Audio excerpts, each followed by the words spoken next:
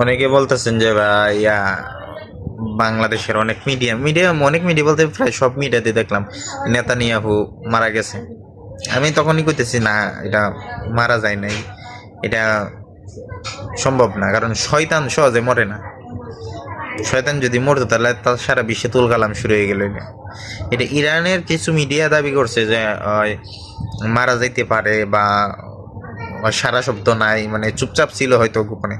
শয়তান তো এত সহজে মরবে না, শয়তানি করে গোপনে তাহে বা বাংকারে লুকায় তাহে বা কোন তার কোনো সঠিক দিক নির্দেশনা বা তার কোনো কোথায় আছে সঠিক লোকেশন ইরান খুঁজে পাইতে খুব সমস্যা হইব, মানে খুব কষ্ট হইব। কারণ ইরানেরটা পাই আছে, ইরানের ভিতরে গোয়েন্দা ছিল ইসরায়েলের বা ইরানের নিজেদের লোকরা দুশ্মনী করছে, মির্জাফরি করছে, সে তো পায়ালছে ইসরায়েল সহজে অ্যাটাক করে আলছে, কামিনীরে মাইরে আলছে।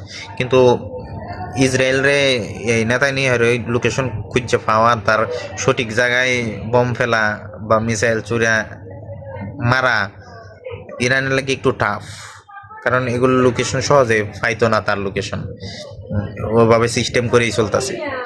হ্যাঁ, আর ইরানের গোয়েন্দাও নেতানিয়াহুর কাছাকাছি যাইতে পারতো না, বা তার আশেপাশের লোকদেরকেও হাতে আনতে পারতো না। মানে সব মিলে এই জায়গাতে একটু ফিসায় আছে ইরান। যুদ্ধ তো করতেছে, সমানে সমান মারতেছে।